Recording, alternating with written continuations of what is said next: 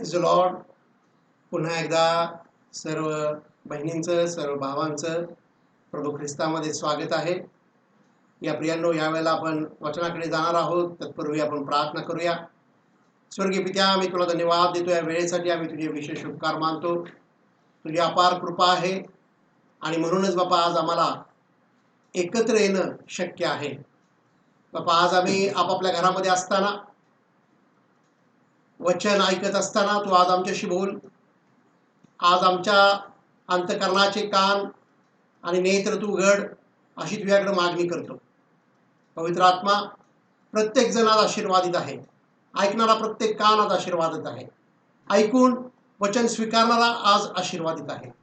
तुझ्या अपार कृपेसाठी बापा तुला धन्यवाद देतो. तुझ्या पुत्राच्या नावामध्ये ही प्रार्थना करते म्हणून ऐक बापा. आमेन. पुन्हा एकदा सर्वांचं स्वागत आहे.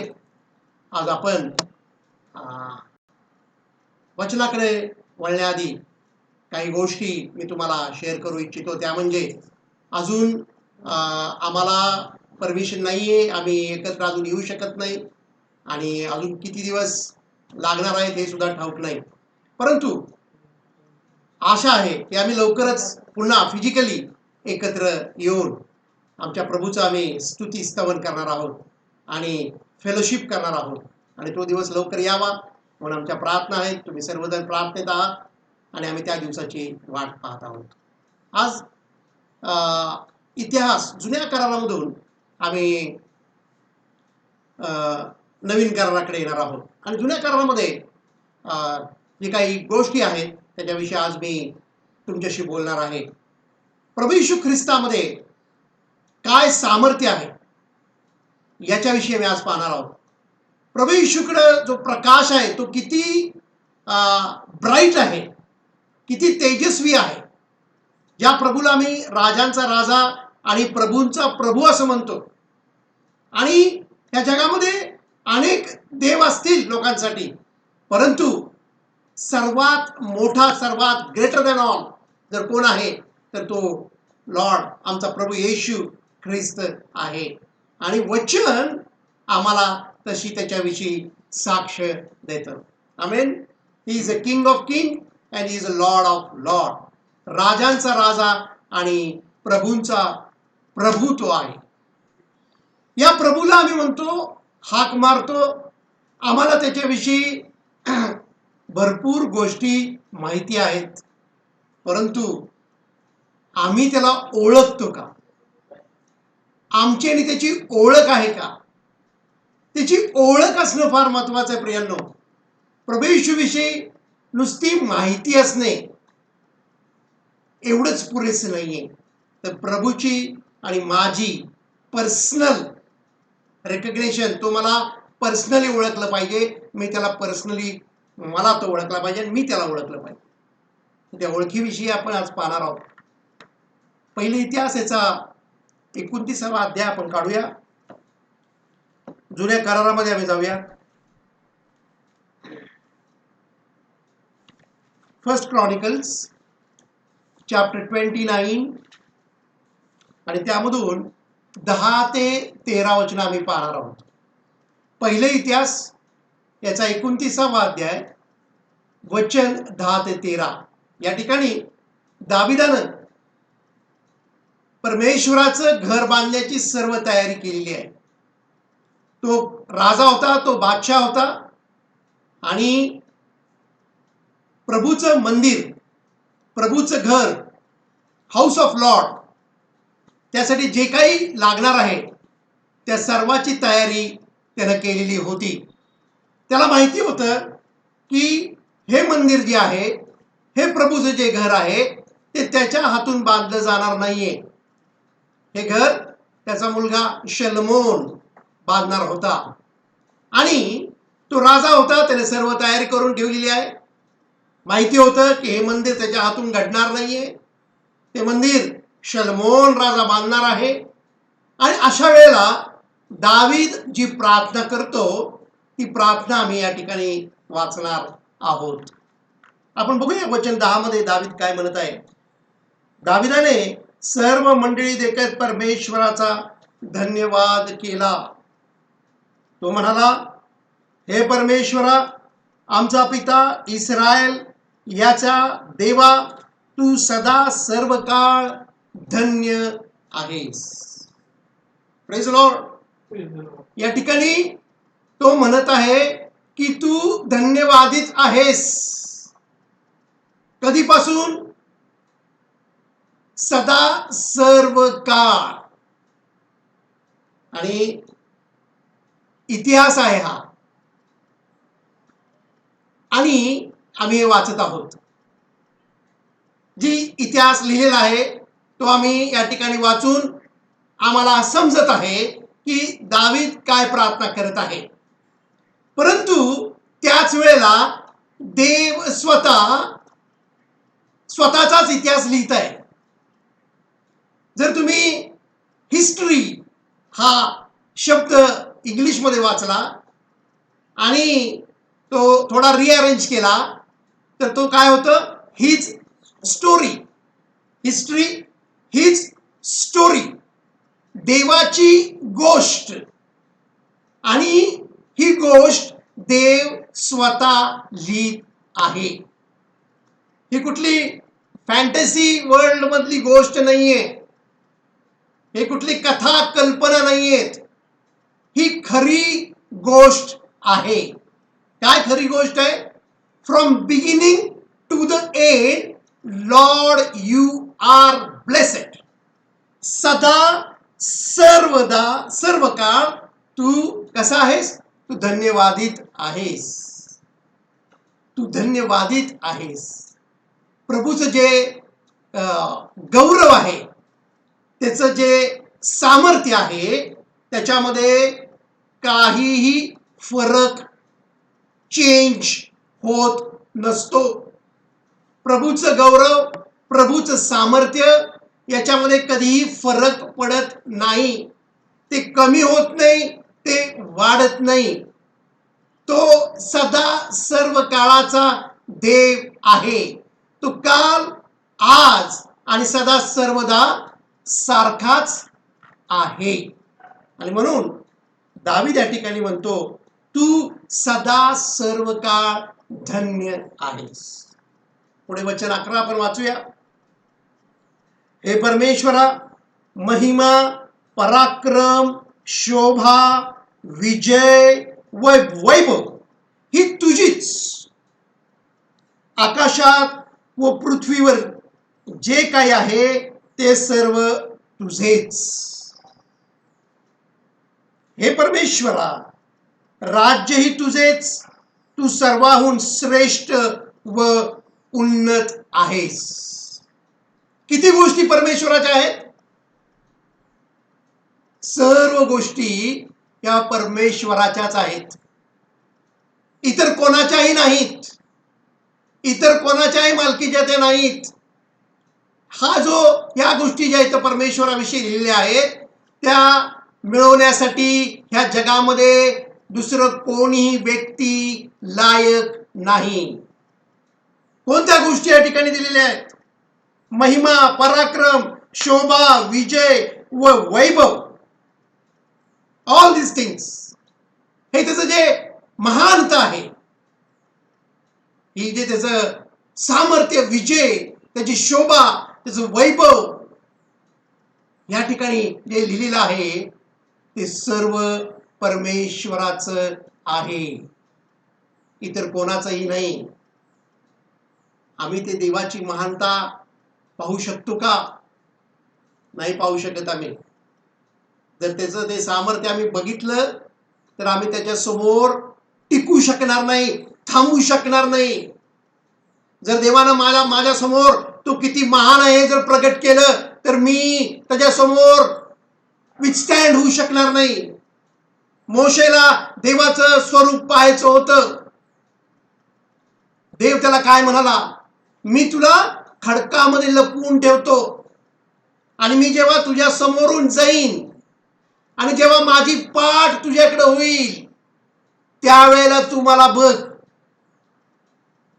ही देवाची महानता आम्ही आमच्या डोळ्याने पाहू शकत नाही. एवढा तो महान असा परमेश्वर आहे. आम्ही देवाला डायरेक्टली जर बघितलं तर आम्ही जळून भस्म होऊन जाऊ. असा हा देव आहे जो कधीही न बदलणारा देव आहे. तो सुरुवातीपासून शेवटपर्यंत सदा सर्व काळ अनचेंजिंग, न बदलणारा असा तो आमचा देव आहे. आणि दाविदाने हे ओळखलं होतं आणि दावीद त्याला म्हणतो हे सर्व तुझं आहे. तो सदा सर्व काळ सारखाच आहे. जे त्याने या ठिकाणी त्याचं वैभव प्रकट केलेलं आहे ते कधीही बदलत नाही. आणि त्याचं ही महानता, त्याचाच तो विजय आहे, त्याचंच ते वैभव आहे आणि ते त्याच्यासाठीच आहे.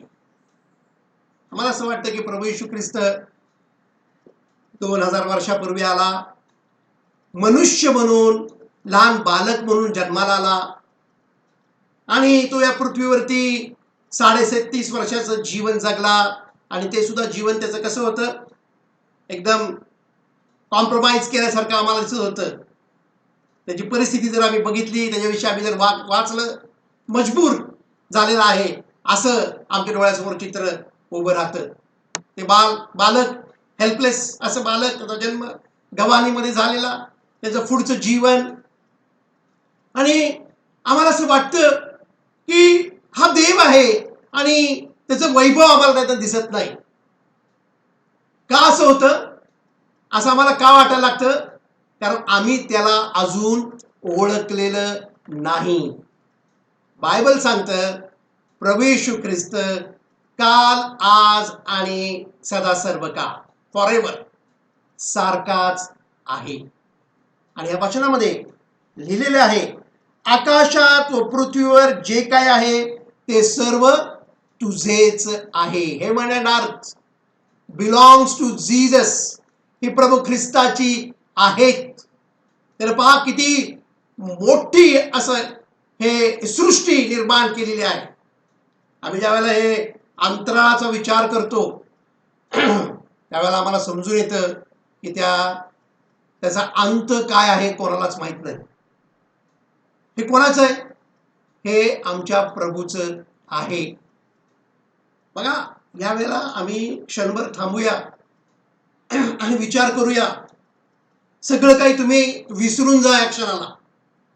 तुम्ही कुठल्या शहरात राहता, कुठल्या देशात राहता, हा जो काही महामारी चालू आहे, हे सगळं तुम्ही क्षणभर सगळं विसरून जावा. या देशाची इकॉनॉमीची काय परिस्थिती आहे हे सगळं तुम्ही क्षणभर विसरून जावा आणि फक्त या परमेश्वराचा, तुम्ही या आमच्या प्रभूचा विचार करा. तुमचं घर, तुमची गाडी, हे सगळं विसरून जावा. तुमचा जॉब, तुमचा जो काही बिझनेस, व्यवसाय असेल, सगळं विसरून जावा. तुमच्या जे काही समस्या असतील, तुमच्या जे काही हेल्थ प्रॉब्लेम असतील, आरोग्याविषयीची समस्या असतील, forget everything. Only think about Lord Jesus. फक्त प्रभू येशू ख्रिस्ताचा विचार करा, जो सदा सर्व काळ धन्यवादित परमेश्वर आहे. आम्ही त्याचा इतिहास लिहू शकत नाही. हिस्ट्री जे लोक होऊन गेले त्यांच्याविषयी लिहितात. ही स्टोरी संपलेली नाहीये, ही फॉर एव्हरची आहे. तो इतिहासाला जन्म देतो. त्याचं जे महानता आहे ते आम्ही मोजू शकत नाही कशानं, कारण तो वैभवाचा राजा आहे. त्याचं जे सामर्थ्य आहे ते आम्ही मोजू मापू शकत नाही. त्याच्या समोर आम्ही विस्टँड होऊ शकत नाही, कारण तो ऑल माइटी आहे. Is not just mighty, there are many mighty things in on earth. बरेच सामर्थ्यशाली अशा गोष्टी या पृथ्वीवरती आहेत, इतर देव आहेत, परंतु आमचा प्रभू ऑल माइटी म्हटलेला आहे. सर्व सामर्थ्य, सॉव्हरन गॉड, असा आमचा प्रभू आहे.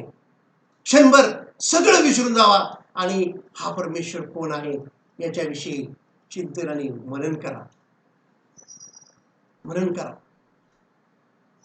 पुढे म्हणतो वचन 12 मध्ये, धन व मान तुझ्यापासूनच प्राप्त होतात.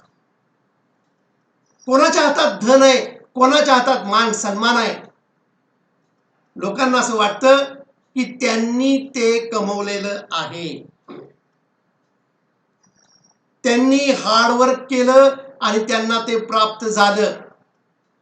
लोकांना असं वाटतं की त्यांनी एज्युकेशन घेतलं आणि ते आता यशस्वी झालेले आहेत.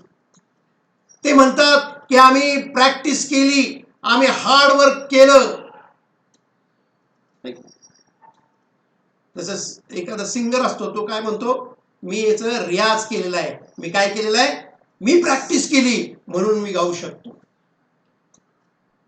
अनेक विश्वासणारे बायबल कॉलेजला जातात आणि त्यांना असं वाटायला लागतं की आता आम्ही देवाचे सेवक झालो, आता मी प्रीच करू शकतो. लोकांना असं वाटतं की ते मोठ्या विद्यापीठात, मोठ्या युनिव्हर्सिटीमध्ये त्यांनी ऍडमिशन्स घेतलेले आहेत आणि त्यांना तिथून डिग्री मिळालेली आहे and now they know everything. परंतु हे लक्षात घ्या, all this is not yours. हे देवाने तुम्हाला देऊ केलेलं आहे. या ठिकाणी दावीद म्हणतो, धन व मान तुझपासूनच प्राप्त होतात. देव देतो म्हणून आम्हाला धन आणि मान सन्मान प्राप्त होतो. या गोष्टी देवाकडनं येतात. परंतु आम्ही म्हणतो आम्ही हे केलेलं आहे, मी मेहनत केली, मी कष्ट केले. भावांनो बहिणींनो, असा विचार आम्ही कदापि आम्ही कदापि केला नाही पाहिजे. आम्ही हे मिळवायला कॅपेबल नाही. कधीही असं वाटू दे नका की मी प्रार्थना डे अँड नाईट करत होतो आणि म्हणून ह्या गोष्टी माझ्या जीवनामध्ये घडल्या. भावांनो बहिणींनो, प्रार्थना तुम्ही करत नाही तर तुमच्याकडून प्रार्थना करून घेणारा पवित्र आत्मा आहे. कारण बायबल आम्हाला सांगतं नेमकी प्रार्थना कशासाठी करायची हे आम्हाला समजत नाही, परंतु अनिर्वाच्य कन्येने आमच्या द्वारे पवित्र आत्मा आमच्याकडून प्रार्थना करत असतो. आणि आमचा मध्यस्थ कोण आहे, ह्या प्रार्थना आमच्या देवापर्यंत कशा पोहोचतात? जर मध्यस्थ नसता तर आमच्या प्रार्थना देवापर्यंत कधीही पोहोचल्या नसत्या. म्हणून मी प्रार्थना केली म्हणून घडलं नाही, पवित्र आत्म्याने माझ्याकडून प्रार्थना करून घेतली. ती प्रार्थना प्रभू येशू ख्रिस्ताने मध्यस्थी करून देवापुढे सादर केली. जर प्रभू येशू ख्रिस्त नसता तर माझ्या प्रार्थना कधीही देवापर्यंत पोहोचू शकल्या नसत्या. आणि म्हणून जर ही गोष्ट तुम्हाला समजली तर तुमचं जीवन बदलून जाणार आहे. तुमचं जे चालचलणूक जी आहे ती बदलणार आहे. तुमचं बोलणं बदलणार आहे, तुमचे विचार बदलणार आहेत, तुमचे शब्द, तुम्ही जे काही बोलता ते बदलणार आहे. आणि हे सगळं जेव्हा आम्ही आपल्या डोळ्यासमोर आणतो त्यावेळेला आमचा त्याला रिस्पॉन्स कसा असला पाहिजे, आम्ही कसा प्रतिसाद दिला पाहिजे. जेव्हा आम्हाला हे सगळं कळतं की प्रभूविषयी लिहिलेले वचनात प्रभू कोण आहे. वचन 13 आपण वाचूया. तर आता आमच्या देवा, आम्ही तुझे आभार मानतो, तुझ्या प्रतापी नावाची स्तुती करतो. का आम्ही प्रभूचे आभार मानले पाहिजेत? आम्ही प्रभूचे आभार थँक्यू लॉर्ड का म्हणतो? कारण आम्ही कोणीही नाही. आम्ही त्याची स्तुती का केली पाहिजे? का आम्ही त्याच्या नावाला गौरव दिलं पाहिजे? कारण आमच्याकडे जे काय आहे ते त्याने दिलेले आहे. तो देव दया करणारा देव आहे, गौरवशाली असा देव आहे. त्याच्या ठाई मोठा अंतःकरण आहे. तो दया संपन्न असा परमेश्वर आहे. तो आमच्याविषयी, आम्हा प्रत्येकाविषयी विचार करतो, एवढा महान जरी असला तरी. हे वचन दाविदाच्या काळातलं आहे. आणि मग तुमच्या मनात विचार येईल की हा जुना करार आहे, त्या जुन्या गोष्टी आहेत. आम्ही आता प्रेझेंटसाठी, आत्ता ह्या काळायुगासाठी आमच्यासाठी काय आहे काढूया आपण. इफिस्करास पत्र याचा पहिला अध्याय. इफिस्कराचं पत्र याचा पहिला अध्याय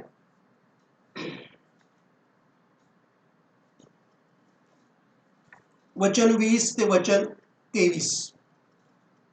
इफिशियन्स चॅप्टर 1 वर्स 20 to 23 आपण वाचणार आहोत. इफिस 1 20 ते 23. त्याने तीच कृती ख्रिस्ताच्या ठायी दाखवून त्याला मेलेल्यातून उठविले आणि सर्व सत्ता, अधिकार, सामर्थ्य, धनीपणा, सांप्रत आणि भावी युगातील कोणतेही नाव घ्या, त्या सर्वाहून त्याला उंच करून स्वर्गात आपल्या उजवीकडे बसविले. त्याने सर्व काही त्याच्या पायाखाली ठेवले आणि त्याने सर्वांवर मस्तक असे व्हावे म्हणून त्यास मंडळीस दिले. हीच त्याचे शरीर, जो सर्वांनी सर्व काही भरतो, त्याने ती भरलेली आहे. Praise the Lord. पुढे या ठिकाणी आमच्या युगातल्या देवाची ओळख या ठिकाणी करून दिलेली आहे. काय या वचनातून प्रूव्ह होतं? ह्या वचनातून काय सिद्ध होतं प्रियांनो? जो दाविदाचा परमेश्वर, जो दाविदाचा यहोवा गॉड जो आहे, तोच मंडळीचा मस्तक आहे, तोच तुमचा आणि माझा मसीहा आहे. जो दाविदाचा देव आहे तो प्रभू येशू ख्रिस्तच आहे. दावीद हा जुन्या काळामध्ये होता, तो ओल्ड टेस्टमेंट मध्ये होता. तेव्हा प्रभू येशू ख्रिस्त तोपर्यंत आलेला नव्हता. परंतु दाविदानं हे ओळखलं होतं की ही कॅपॅबिलिटी कोणाकडे आहे, हे गौरव कोणाचं आहे, हे सामर्थ्य कोणाचं आहे. आणि म्हणून दावीद त्याच्याकडे प्रार्थना करतो की माझं अंतःकरण शुद्ध कर, माझ्या पापांची मला क्षमा कर. कारण जर तू माझ्या पापांची मला क्षमा केलीस तर माझं मी पापमय जीवन सोडून माझं जीवन तू बदलून टाकू शकतोस. जर तू मला क्षमा करणारा देव आहेस तर. त्याला माहिती होतं की हा क्षमा करणारा देव आहे. प्रभू येशू ख्रिस्त दाविदापासून होता. दावीद काय? दाविदाच्या आधीपासून, अब्रामाच्या काळापासून प्रभू येशू ख्रिस्त आहे. अब्रामाने सुद्धा त्याच्या महानतेचा अनुभव घेतलेला मला बायबलमध्ये वाचायला मिळतं. तो फक्त 2000 वर्षापूर्वीचा आला असं नाही, तो पुरातन काळापासून आहे. तो त्या सृष्टीच्या निर्मितीपासून आहे. तोच देव आमच्या नवीन कराराचा मसीहा आहे. तोच जे त्याचं ते वैभव होतं तेच वैभव त्याच्याकडे आहे. आणि म्हणून आम्ही त्याच्याविषयी शंका घेता कामा नये.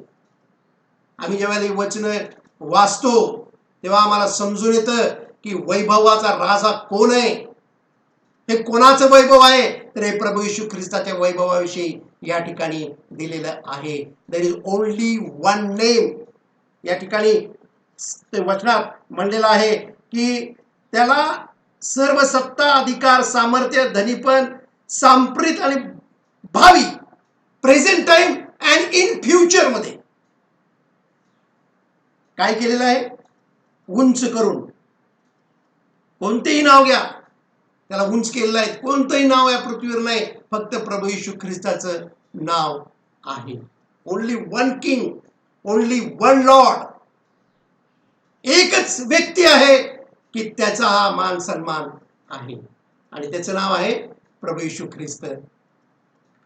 प्रभू येशू ख्रिस्त. आणि म्हणूनच आम्ही राजाओं का राजा, प्रभुओं का प्रभू अशा प्रकारची आम्ही गाणी गात असतो. तुझ्यासारखा येशू मसीह, तेरे जैसा कोई नहीं. No one is like Jesus and there won't be any. त्यासारखा कोणी होऊ पण शकणार नाही. हे फक्त प्रियांनो आम्हाला अंडरस्टँडिंग नाही, आमचं हे रेकग्नेशन असलं पाहिजे. मी माझ्या प्रभूला अशा प्रकारे ओळखत असलं पाहिजे. एवढं सगळं माहिती असून जर माझ्या मनामध्ये तो विश्वास नसेल, माझ्या अंतःकरणात शंका असेल, तर भावांनो बहिणींनो, आमचं तारण अजून अपूर्ण आहे, ते पूर्ण झालेलं नाहीये. भावी युग रेव्हलेशन मध्ये आपण जाऊया. येणार फ्युचर, रेव्हलेशन चॅप्टर 5, प्रगटीकरणाचं पुस्तक, याचा 5वा अध्याय, वचन 11 आणि 12 आम्ही वाचणार आहोत. रेव्हलेशन चॅप्टर 5 वर्स 11 and 12. प्रगटीकरणाचं पुस्तक, याचा 5वा अध्याय, वचन 11 आणि 12. तेव्हा मी पाहिले, तो राजासन, प्राणी व वडील यांच्या भोवती अनेक देवदूतांची वाणी ऐकू आली, आणि त्यांची संख्या आयुतांची आयुते व सहस्त्रांची सहस्त्रे होती. ते मोठ्याने म्हणत होते, वधलेला कोकरा, सामर्थ्य, धन, ज्ञान, बल, सन्मान, गौरव व धन्यवाद ही घेण्यास योग्य आहे. Praise Lord. बघा, फ्युचर मधल्या त्या प्रभू येशू ख्रिस्ताची ओळख या ठिकाणी करून दिलेली आहे. या ठिकाणी प्रगटीकरण हे पुस्तक कसं आहे, चित्र, पिक्चरस लँग्वेज आहे. हे कोणी लिहिलेलं आहे? हे योहान हा प्रभू येशू ख्रिस्ताचा शिष्य योहानाने हे पुस्तक, जॉन द अपोस्टलनं हे लिहिलेलं आहे. त्यानं जे पाहिलं, त्यानं ते चित्र पाहिलं, जे विजन पाहिलं, ते इतकं क्लिअर कट बघितलेलं आहे. स्पष्टपणे देवानं त्याला दाखवलेलं आहे की त्यानं जे पाहिलं ते तो विसरू शकला नाही. नंतर त्यानं ते जे पाहिलेलं आहे ते लिहून काढलेलं आहे. हा योहान हे त्याच्या आत्म्यामध्ये चित्र पाहत होता. हे फ्युचर, हे जे येणार आहे, ते फ्युचर, भविष्यात येणार आहे, जे येणारा काळ आहे, त्यातल्या गोष्टी आत्म्यामध्ये देवानं त्याला स्पष्टपणे दाखवलेला आहे. आणि या ठिकाणी त्यानं काय पाहिलेलं आहे? या ठिकाणी त्याने एक राजासन बघितलेला आहे, प्राणी, क्रिचर्स आहेत त्या ठिकाणी, व वडील, त्या ठिकाणी एल्डर्स बसलेले आहेत. आणि हे सगळे काय करतात या ठिकाणी? ह्या सगळ्यांना देवदूतांनी काय केलेलं आहे? घेरा घातलेला आहे. आणि ते त्या ठिकाणी काय करत आहेत? परमेश्वराचं स्तवन करत आहेत. आणि हे घेरा घातलेले सहस्रावधी आयुतांचे आयुत्य म्हटलेलं आहेत, ते कोण आहेत? ते सर्व देवदूत आहे. आमचा परमेश्वर कोण आहे? हा परमेश्वर सेनाओं का परमेश्वर आहे. गॉड ऑफ होस्ट म्हटलेलं आहे. त्याच्याकडे त्याचं सैन्य आहे. जुन्या शास्त्रामध्ये परमेश्वरला काय म्हणतात? The God of host. सेनाओं का परमेश्वर, सैन्यांचा परमेश्वर. त्याचं सैन्य या ठिकाणी सराउंड, आजूबाजूनं घेरलेलं आहे. आणि ते एवढे आहेत की ते आम्ही काउंट करू शकत नाही. हजारो, लाखो, करोडो, नंबरलेस, आम्ही त्यांना काउंट करू शकत नाही. तरी बायबल सांगतं 1/3 हे सैतानाबरोबर खाली पडलेले आहेत. तरी 2/3 आहे, ती मोठा आकडा आहे. 1/3 किती हेच आम्हाला माहित नाही, तर 2/3 किती असतील हे सत्य आहे. आम्हाला त्याचा आकडा माहित नाही, आम्ही ते काउंट करू शकत नाही. या ठिकाणी त्यांची संख्या आयुतांची आयुते व सहस्त्रांची सहस्त्रे होती. काउंटलेस, आम्ही ते मोजू शकत नाही. आणि जर तुम्ही त्यांचा आवाज ऐकला तर तुम्ही, महापूर जसा येतो, पाण्याचा एक फ्लो येतो आणि लोक जशी वाहून जातात सेकंड्समध्ये, त्यांचा जर तुम्ही आवाज ऐकला तर त्या आवाजाच्या प्रेशरनं तुम्ही वाहून कुठं जाल हे समजणार नाही. एवढा त्यांचा आवाज कसा आहे? पॉवरफुल आहे. जो आवाज पृथ्वी हादरून टाकू शकतो, पृथ्वी फाटून जाऊ शकते, ब्रेकअवे होऊ शकते. एवढं त्याच्या आवाजामध्ये सामर्थ्य आहे. प्रियाला तुमच्या लक्षात येतं का मी काय सांगत या ठिकाणी? आम्ही प्रभू येशू ख्रिस्ताला त्या गवानीतलं बाळ, हेल्पलेस बेबी बघायचं सोडून दिलं पाहिजे, नाही का? बऱ्याच ठिकाणी असतं ते बाळ, येशूचा फोटो लावलेला असतो. आणि नाहीतर का कुठलं असं चित्र, प्रभू येशू ख्रिस्त वधस्तंभावर खेळलेला आहे आणि मेलेला आहे. प्रियानो, तो आज जिवंत आहे, तो वधस्तंभावर नाही. तो कुठं बसलेला आहे? पित्याच्या उजवीकडे राजासनावर बसलेला आहे. तो आता वैभवाचा राजा आहे, तो सैन्यांचा प्रभू आहे. आम्ही त्याचं हे सामर्थ्य केव्हा ओळखणार? आम्ही ते ओळखलं पाहिजे आणि त्याच्यासमोर आम्ही नतमस्तक झालं पाहिजे डेली. आणि या ठिकाणी योहानाने हे चित्र त्याच्या आत्म्यामध्ये स्पष्टपणे बघितलेलं आहे. आणि तो त्या ठिकाणी सांगत आहे आम्हाला काय बघितलेलं आहे. या ठिकाणी 11 वचनात देवदूतांची वाणी ऐकू आली असं म्हटलेलं आहे. देवदूतांची वाणी आणि त्याचा आवाज, त्या आवाजाचं एक प्रेशर आहे ते त्यानं तो पण सहन करू शकला नसेल, परंतु देवानं त्याला त्या ठिकाणी तो आवाज ऐकण्यासाठी जी लागणारी ग्रेस आहे, कृपा आहे, ती त्याला पुरवली असणार आहे. आणि म्हणूनच तो आवाज तो कधीही विसरू शकलेला नसणार आहे. त्याला ते विसरता येणारच नाही, अशा त्या गोष्टी असणार आहेत. आणि त्याने त्याच्याविषयी आमच्यासाठी हे लिहून ठेवलेलं आहे.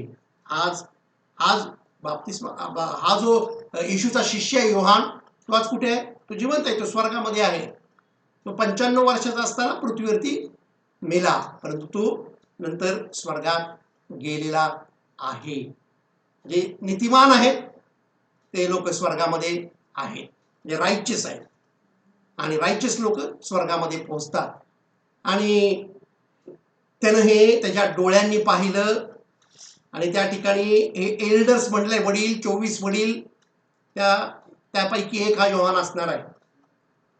त्यानं हे फ्युचर जे आहे त्याचं विजन पाहिलेलं आहे. आणि त्या ठिकाणी एक व्यक्ती आहे. कोण आहे तो व्यक्ती? कोणत्या व्यक्तीविषयी, तर कोणाबद्दल लिहिलेलं आहे? देवदूत मोठ्या आवाजात काय बोलत आहेत? काय एंजल बोलत आहे? वचन 12 मध्ये, वदलेला कोकरा, वर्दी इज द लॅम्ब, वदलेला कोकरा. जो एक इतिहास मध्ये आम्ही जी वचनं वाचली 29व्या अध्यायामध्ये, तोच देव आता काय आहे? स्लेन लॅम्ब आहे, वदलेला कोकरा म्हणून त्याला या ठिकाणी संबोधण्यात आलेलं आहे प्रकटीकरणाच्या ह्या 5व्या अध्यायामध्ये. आम्हाला हे सत्य समजत आहे का? या ठिकाणी वदलेला कोकरा दुसरा कोण असणार आहे? कोणाविषयी डिस्क्रिप्शन दिलेलं आहे? कोणाचीही ओळख आहे? ही प्रभू येशू ख्रिस्ताची ओळख आहे. आणि त्याच्या ओळखीला काय जोडलेलं आहे? सामर्थ्य, धन, ज्ञान, बल, सन्मान, गौरव व धन्यवाद. काय म्हणलेलं आहे? Power, riches, wisdom, strength, honour, glory and blessings. जे आम्हाला एक इतिहास 29 मध्ये वाचायला मिळाली. फिलिप्पिकरास पत्र, इफिसकरास पत्र 1ल्या अध्यायात आम्ही ती वाचली. ह्या तिन्ही वचनांमध्ये प्रभू येशू ख्रिस्ताविषयी जे डिस्क्रिप्शन, त्याची ओळख आम्हाला करून दिलेली आहे, त्या ठिकाणी हे सगळे शब्द वापरण्यात आलेले आहेत. जो अब्रामाचा देव, जो दाविदाचा देव, तोच जो मंडळीचा मस्तक, आमचा मसीहा, आणि तो जो राजा, वैभवशाली राजा जो येणार आहे, he is the same. His name is Jesus Christ. त्याचं नाव प्रभू येशू ख्रिस्त आहे. तो वदलेला कोकरा येशू ख्रिस्त आहे, जो मंडळीचा मस्तक आहे. परंतु जेव्हा तो मनुष्य बनून आला, त्याने स्वतःला काय केलं? रिड्यूस केलं. देव होता तरी पण तो मनुष्य बनून आला. एका मातेच्या उदरी तो जन्मास आला. परंतु जेव्हा तो जन्माला आला ना, त्यावेळेला कुठून कुठून लोक त्याला नमन करण्यासाठी आले. त्यांनी त्याला ओळखलं की हा राजांचा राजा आहे, हा प्रभूंचा प्रभू आहे, जो मनुष्याचं अवतार रूप घेऊन आलेला आहे. आणि तो मनुष्य झाला म्हणून त्याचं वैभव संपलं नाही, त्याचं गौरव संपलं नाही, ते कमी झालं नाही. भावानो बहिणीनो, हे आम्ही समजून घेतलं पाहिजे. तुम्हाला मला ही गोष्ट कळली पाहिजे की तो जरी मनुष्य बनला तरी त्याचं जे दैवीपण होतं, त्याचं जे सामर्थ्य होतं, त्याचं जे गौरव होतं, ते चेंज अजिबात झालेलं नाही. आणि हा जो त्याचा प्रवास आहे तो आपण वाचणार आहोत. ही त्याची जर्नी जी आहे ते फिलिप्पीकरास पत्राच्या 2ऱ्या अध्यायामध्ये दिलेली आहे. फिलिप्पीकरास पत्र याचा 2रा अध्याय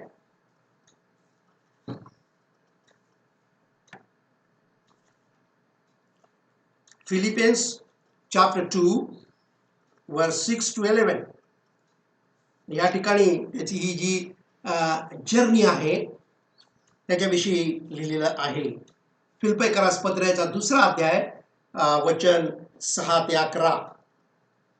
तो देवाच्या स्वरूपाचा असूनही देवाच्या बरोबरीचे असणे हा लाभ आहे असे त्याने मानले नाही, तर त्याने स्वतःला रिक्त केले, म्हणजे मनुष्याच्या प्रतिरूपाचे होऊन दासाचे स्वरूप धारण केले आणि मनुष्य प्रकृतीचे असे प्रगट होऊन त्याने मरण, आणि तेही वधस्तंभावरचे मरण सोसले. येथपर्यंत आज्ञा पालन करून त्याने स्वतःला लीन केले. यामुळे देवाने त्याला अतिउच्च केले आणि सर्व नावापेक्षा जे श्रेष्ठ नाव असे ते त्याला दिले. यात हेतू हा की स्वर्गात, पृथ्वीवर व पृथ्वीखाली प्रत्येक गुडघा येशूच्या नावाने टेकला जावा आणि देवपित्याच्या गौरवासाठी प्रत्येक जिभेने येशू ख्रिस्त हा प्रभू आहे असे कबूल करावे. Praise the Lord. तो देव होता तरी त्याने स्वतःला देवाबरोबर इक्विव्हॅलंट करून घेतलेलं नाही. त्यानं त्याचं सामर्थ्य आणि अधिकार जाऊ दिला.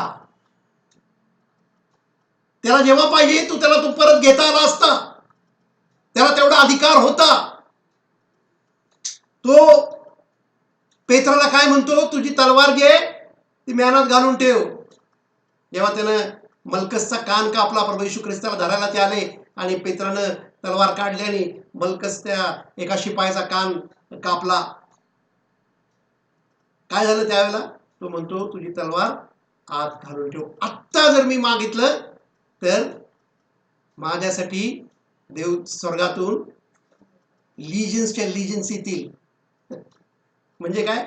सैन्याचे सैन्य माझ्यासाठी येईल मला सोडवायला. एक शब्द जर मी प्रार्थना केली, एक शब्द जरी मी बोललो. आम्हाला त्याचं सामर्थ्य रेव्हलेशन 5 मध्ये माहिती आहे. देवदूतांचा आवाज कसा आहे, त्याच्या वाणीने सगळं पृथ्वी कापली असती. जस्ट वन वर्ड आणि सर्वजण खाली आले असते. प्रभू येशू ख्रिस्ताकडे हे सामर्थ्य त्यावेळेला पण होतं. परंतु या वचनातून आम्हाला दिसतं देवाच्या स्वरूपाचे असून देवाच्या बरोबरचे असणे हा लाभ आहे असे त्यानं मानलं नाही. त्याचा त्यानं ऍडव्हान्टेज घेतला नाही.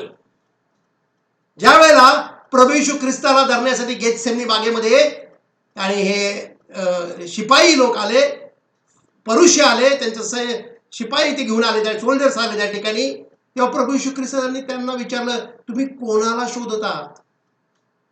ते म्हणले, आम्ही नासरतकर येशूला शोधतोय. तो म्हणाला, ज्याला तुम्ही शोधत आहात तो मीच आहे. तो स्वतः म्हणाला, I am who you search. तुम्ही ज्याला शोधत आहात तो मीच आहे. आणि बायबल काय सांगतं आम्हाला, तो जेव्हा म्हणाला की मीच तो आहे, तेव्हा ते सर्वजण पृथ्वी जमिनीवरती काय झाले? पडलेले आहेत. प्रभू म्हणतो आय एम, मीच तो आहे. एवढं त्याच्या बोलण्यामध्ये सामर्थ्य आहे. नुसतं ते आय एम म्हटल्यावरती आलेलं सैन्य धरायला आलेलं बायबल सांगतं की ते सगळे पृथ्वीवरती पालते पडले. हे त्याचं गौरव कमी झालेलं नव्हतं. पृथ्वीवर असताना त्याचा गौरव कमी झालेलं नव्हतं. तो फक्त इट्स मी, आय एम, आणि होल आर्मी जी आली होती ऑल फॉल डाऊन. प्रभू येशू ख्रिस्त तुमच्या आणि माझ्यासाठी एक सबस्टिट्यूट बनलेला आहे. मी वधस्तंभावर जायला पाहिजे होतं, परंतु माझ्या ऐवजी तो. आणि त्याच्याविषयी या ठिकाणी सांगितलेलं आहे की तो देवाच्या स्वरूपाचा असूनही देवाच्या बरोबरीचे असणे असे लाभ त्यांनी मानलेले नाही. देवानं येशूला मनुष्याचं रूप घेऊन पृथ्वीवर येण्यासाठी अलाव केलेला आहे. आणि हे कोण करत आहे? हे पिता करत आहे. गॉड द फादर, देव जो पिता आहे तो हे सगळं करत आहे. आणि त्याने त्याला रिक्त केलं. कुणी रिक्त केलं? पित्यानं रिक्त केलं नाही, येशूने स्वतः म्हणलेलं आहे या ठिकाणी. त्याने स्वतःला रिक्त केलं. स्वतः प्रभू येशू ख्रिस्त या ठिकाणी स्वतः, हिमसेल्फ, हा महत्वाचा शब्द आहे. महत्वाचा शब्द काय? स्वतः. त्याने काय केलंय? स्वतःला रिक्त केलेलं आहे. बघा, प्रभू येशू ख्रिस्ताचा प्राण कोणीही घेऊ शकत नव्हतं. तो म्हणतो की मला माझा प्राण देण्याचा पण अधिकार आहे आणि तो पुन्हा घेण्याचा पण अधिकार आहे. त्याच्याकडे ते सामर्थ्य आहे. देण्याचं पण आहे आणि परत घेण्याचं पण आहे. सैतानाला असं वाटलं, अंधकाराच्या शक्तीला असं वाटलं की त्यांनी प्रभू येशू ख्रिस्ताला, देवाच्या पुत्राला वधस्तंभावरती मारलं. पण ऍक्च्युली खरं काय घडलेलं आहे? वास्तविक काय? वास्तविक येशूने स्वतः आपला प्राण दिलेला आहे. त्याचा प्राण कोणीही घेऊ शकत नाही. He did it himself. आम्हाला हे समजलं पाहिजे. हा सृष्टीचा निर्माण करता जो आहे, जो आदी आणि अंत आहे, जो या सगळ्या युनिव्हर्सचा राजांचा राजा आणि प्रभूंचा प्रभू आहे, आणि त्याचं सामर्थ्य हे अनचेंजिंग आहे.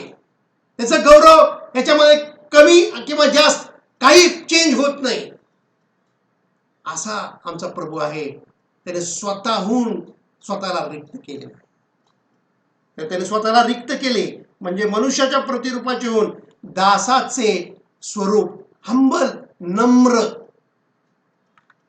लोकांनी त्याला दास केलं नाही, पुरुषांनी केलं नाही, रोमन साम्राज्य आणि त्यांच्या सैनिकांनी केलेलं नाहीये, किंवा त्याचे जे शिष्य जे होते, जे घाबरले होते, जे भ्यालेले होते, त्यांनी त्याला हंबल केले नाही, किंवा अंधकाराची शक्तीने त्याला केले नाही.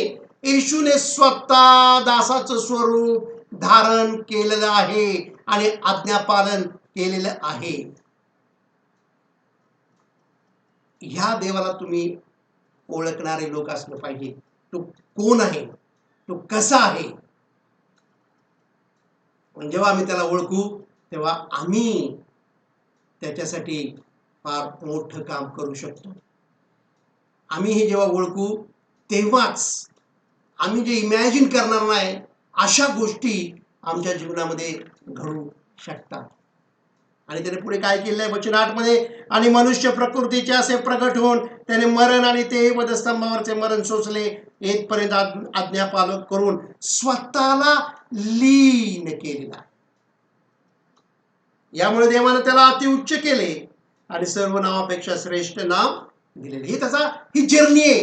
ही प्रभू येशू ख्रिस्ताची काय, एक त्या जीवनाची यात्रा या ठिकाणी आम्हाला वाचायला मिळत आहे.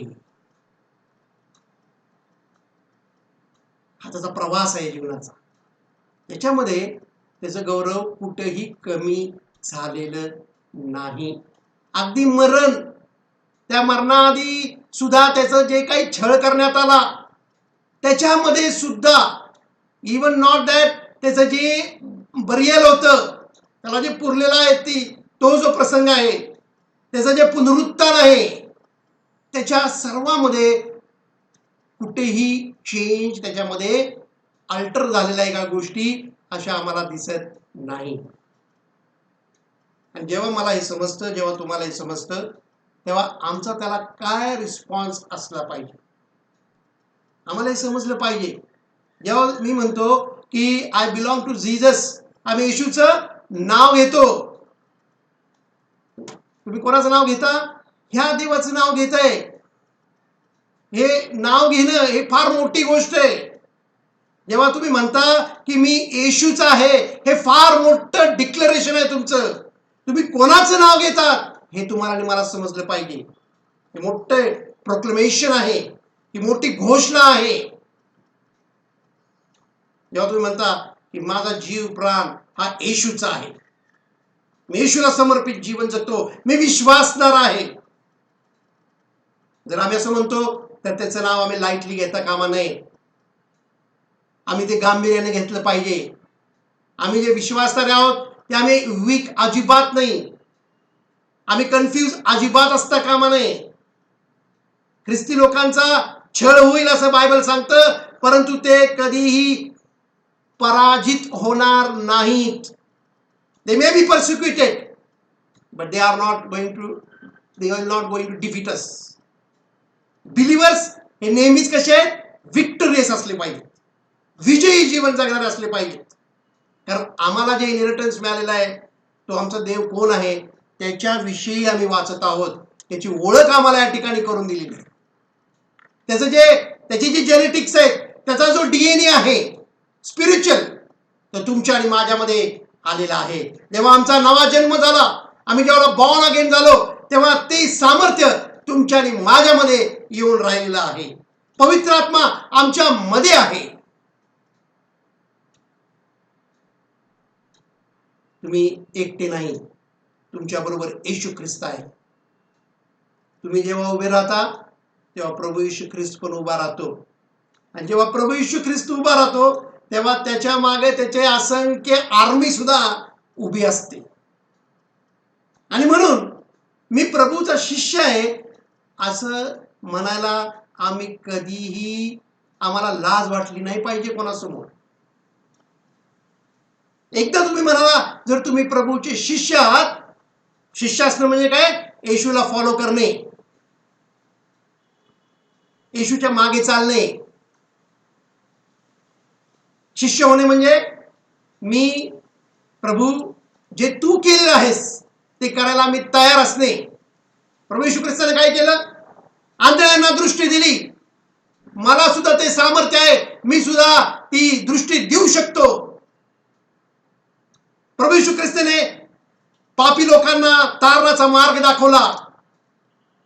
आज तो मार्ग मला मिळाला, तोच मार्ग मला जे पापी आहेत त्यांना दाखवता आला पाहिजे. प्रभू येशू ख्रिस्ताने मेलेल्यांना उठवलेलं आहे. त्याच्या सामर्थ्यानं, त्याच्या गौरवानं मला सुद्धा ते करता आलं पाहिजे. परंतु आम्हाला हे आमच्या नावासाठी करायचं नाहीये, आमच्या रेकग्नेशनसाठी करायचं नाहीये, आमचं राज्य वाढवण्यासाठी करायचं नाहीये. हे सगळं कोणाचं आहे? त्या राजाचं आहे. इट ऑल बिलॉंग्स टू हिम. तो एकच राजा आहे आणि त्याचं एकच राज्य आहे. आणि त्या राजाचं नाव आहे प्रभू येशू ख्रिस्त, जीसस क्राइस्ट. त्याच्या राज्याविषयी आम्हाला वाचायला मिळतं. संदेशाने त्याच्या राज्याविषयी लिहिलेलं आहे. त्याच्या राज्यामध्ये जी पीस आहे ते कधीही न संपणार आहे. त्याचं जे किंगडम आहे, त्याचं जे राज्य आहे, त्याचं जे गव्हर्नमेंट आहे, त्या गव्हर्नमेंटच्या खाली आम्ही आहोत. आमच्यावरती त्याचा अधिकार आहे. तो आमचा राजा आहे, तो येशू आहे, जो राजांचा राजा आहे आणि तो प्रभूंचा प्रभू आहे. सगळं सामर्थ्य जे काही जगामध्ये असेल पॉवर, त्या सगळ्या पॉवरवरची पॉवर त्याच्याकडे आहे. आणि म्हणून जर आम्ही छोट्या छोट्या गोष्टींना घाबरून जात असू, छोट्या असोत गोष्टी आमच्या जीवनातल्या, मोठ्या गोष्टी असोत, आमच्यामध्ये जर फिअर येत असेल, तर आम्हाला येशू ख्रिस्ताविषयी माहिती आहे, परंतु येशूची ही जी ओळख बायबलमध्ये आम्हाला दिलेली आहे ती आम्हाला अजून कळलेली नाही. ती ओळख आमची अजून झालेली नाही. तुम्हाला येशू ख्रिस्त अजून माहीत नाही. मला सुद्धा माहित नाहीये. मला सुद्धा अजून प्रभू येशू ख्रिस्त पूर्णपणे कळलेला नाहीये, पण प्रत्येक दिवशी एव्हरी सिंगल डे मी पूर्णपणे प्रयत्न करतो की मी त्याच्याविषयी थोडं तरी आणखीन जाणून घ्यायचंय. मला आज ह्या दिवसामध्ये प्रभू तुझी एक ओळख मला अजून करून दे. त्याचे जे मार्ग त्यानं दिलेला आहे, त्याचे जे फूट स्टेप्स आहेत, त्याच्यावरती मी चालण्याचा एव्हरी डे प्रयत्न करत असतो. आणि म्हणून भावांनो बहिणींनो, काळजीपूर्वक हे ऐका. आम्हाला जर आम्ही त्याचं नाव घेतो तर आम्ही कोणाचं नाव घेत आहोत याच्याविषयी आम्ही गंभीर असलं पाहिजे. आमच्यामध्ये या सगळ्या गोष्टी करणारा आमचा प्रभू आहे. तो आमच्यामध्ये हे सगळं करत आहे. हे सामर्थ्य जे आहे, ही स्ट्रेंथ आहे, ती आमच्या अंडरस्टँडिंगने आलेली नाहीये, आमच्या पैशाने आलेली नाहीये, आमचे कुठले कनेक्शन्स आहे म्हणून आलेले नाहीयेत, परंतु हे काम आत्म्याचं काम आहे. शेवटी आपण एक वचन वाचूया. जे वचन वाचल्यानंतर माझ्यामध्ये कोणत्याही प्रकारचं फिअर, भय, भीती, शंका राहूच शकत नाही. एवढं पॉवरफुल हे वचन आहे. इब्रिकराचं पत्र याचा 7वा अध्याय, इब्रिकराचं पत्र याचा 7वा अध्याय आणि वचन 25. हे जर वचन नसतं तर मला भीती असते, परंतु या ठिकाणी जे आश्वासन आहे इतकं जबरदस्त आहे. काय लिहिलंय 25वं वचन, हिब्रूज चॅप्टर 7 वर्स 25. यामुळे त्याच्याद्वारे देवाजवळ जाणाऱ्यांना पूर्णपणे तारण्यास हा समर्थ आहे, कारण त्यांच्यासाठी मध्यस्थी करण्यास हा सर्वदा जिवंत आहे. Praise the lord. There is no danger to your life. तुमच्या जीवनाला आता कुठलाच धोका नाहीये, कारण तुमच्यासाठी मध्यस्थी करण्यासाठी कोण आहे? ज्याच्याजवळ सर्व अधिकार आहेत. तो जिवंत आहे असं लिहिलेलं आहे. तो त्या ठिकाणी सर्वदा जिवंत आहे. लोकांच्या शुभवर्तमानामध्ये आम्हाला वाचायला मिळतं की सर्व अधिकार तो त्याच्या शिष्यांना देतो. तुम्हाला मी अधिकार देतो कशावरती? विंचू आणि साप यांना, जे इव्हिल पॉवर्स आहेत, जे अंधकाराची शक्ती आहे, यांना तुडवण्याचा अधिकार आम्हाला दिलेला आहे. आम्हाला कोणतीच, येशू म्हणतो, इजा हार्म होणार नाही. हे प्रॉमिस कोणी दिलेलं आहे? प्रभू येशू ख्रिस्तानं दिलेलं आहे. वचन 25 आम्हाला सांगतो पूर्णपणे तारण्यास, complete salvation. He will save you completely. And he is ever lives to intercede for them. सदा सर्वदा तो आमच्यासाठी मध्यस्थी करण्यास जिवंत आहे. हे सत्य जोपर्यंत मला समजणार नाही तोपर्यंत माझा आत्मिक जीवनामध्ये मी कधीही प्रोग्रेस करू शकणार नाही. हे माझ्या प्रार्थनांनी होणार नाही, तर हे मध्यस्थी करणारा जो वदलेला कोकरा आहे त्याच्याद्वारे हे होत आहे. त्याच्यामुळे आम्ही आमच्या प्रार्थना स्वर्गीय पित्यापर्यंत जाऊ शकता. तो मध्यस्थ म्हणून सदा सर्वदा आमच्यासाठी जिवंत आहे. त्याने ते 2000 वर्षापूर्वी केलं, तो आजही ते करत आहे आणि फॉर एव्हर अलाइव्ह म्हटलेलं आहे. सदा सर्वदा हे काम करण्यासाठी तो जिवंत आहे. हे काम त्याचं कंटिन्युअसली चालू आहे.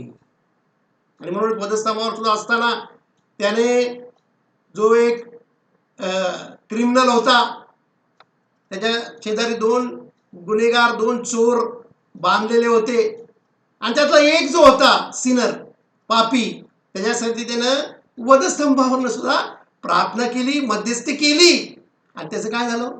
त्याचं तारण झालेलं आहे. तो जो मरणाच्या जवळ आला वधस्तंभावर असताना तो एका चोराचं तारण करू शकतो, तर आज तर तो देवपित्याच्या उजवीकडे बसला आहे आणि सदा सर्वदा मध्यस्थी करण्यासाठी हे वचन सांगतं. वचन 25 इब्री 7, व्हेरी पॉवरफुल वर्स, व्हेरी पॉवरफुल वर्स.